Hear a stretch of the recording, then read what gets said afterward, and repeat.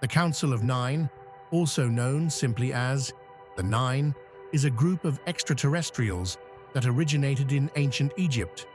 Highly evolved beings with direct control over the Earth and the human race. They claim to have created humans for their own purposes, possess godlike powers, and have a deep understanding of the universe and everything in it. Dr. Andrea Puharich, Uri Geller, Phyllis Schlemmer, Gene Roddenberry, and Dr. James J. Hurtak have all contributed to the promotion and understanding of the Council of Nine. Puharich was the main instigator of the project and had previously worked on classified projects for the U.S. Army Intelligence Services. He also invented medical and other devices, such as a mechanism which allows motor vehicles to run on electrolysis, splitting water into hydrogen and oxygen.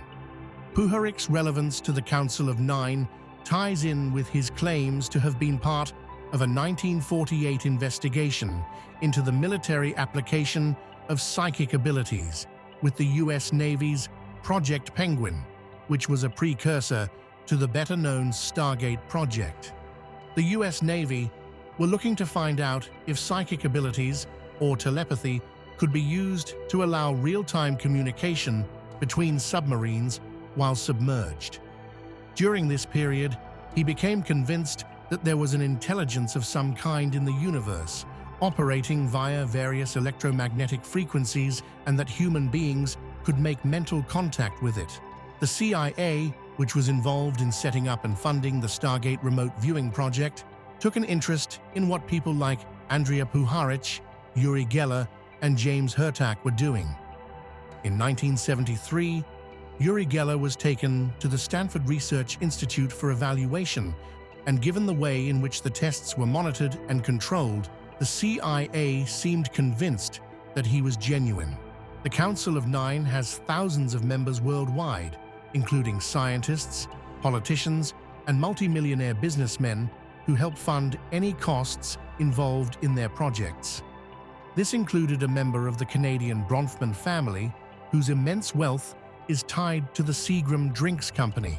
The Council of Nine claims to have their origins in ancient Egypt, where they were known as the Ennead, comprised of Atum, Shu, Tefnut, Geb, Nut, Osiris, Isis, Set, and Nephthys, who were all Egyptian gods.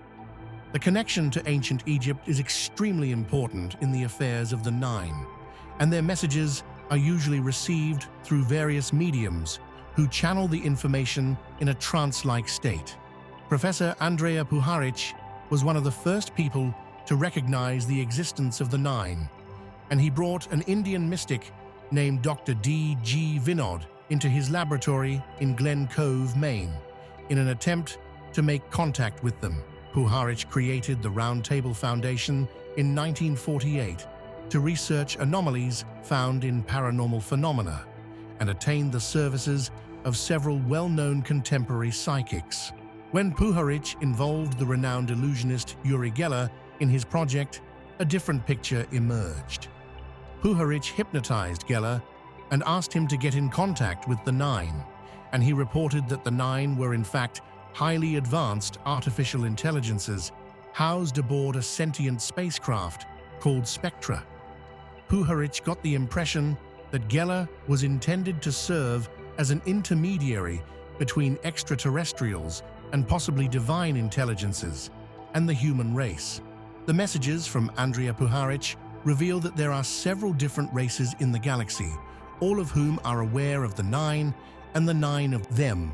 The Nine are essentially non-physical entities that need other beings to interact directly with the physical universe, and this interaction could be described as possession or channeling. The Nine described how the Earth is unique because here we have free will, and they frequently visit Earth to enjoy what is unobtainable anywhere else. The Nine even implied that every sentient being in the entire universe will be incarnated here at some point in time.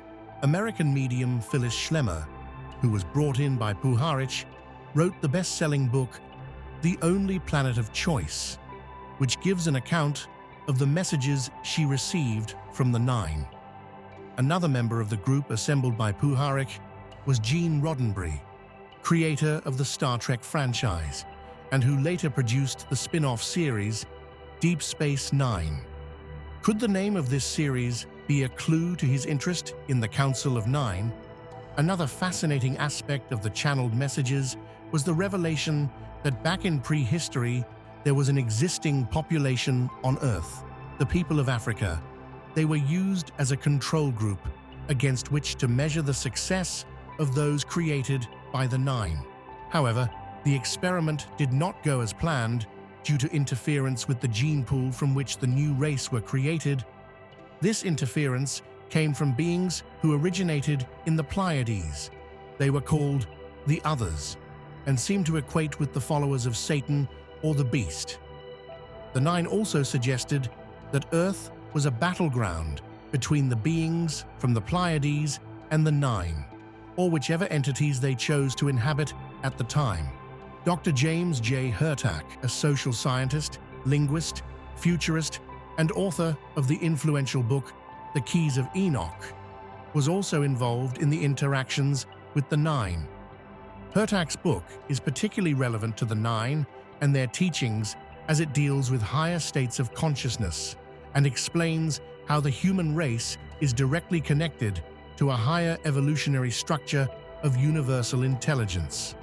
According to Hurtak, the Great Pyramid was built by the Nine to act as a physical stargate, and the design of the pyramids at Giza allows them to tap into and use the cosmic energies that ebb and flow around us. The information from the Nine was sometimes apocalyptic, which is often the case in prophetic messages from other channeled entities. Despite all of the arguments about the existence or non-existence of the Nine, they continue to have a strong following worldwide and seem to offer no obvious harm. Maybe their messages can bring peace to a troubled world, and the ongoing struggles they claim to have with the Pleiadians may have helped ensure a lasting peace. Let us know what you think in the comments below, and make sure to like and subscribe.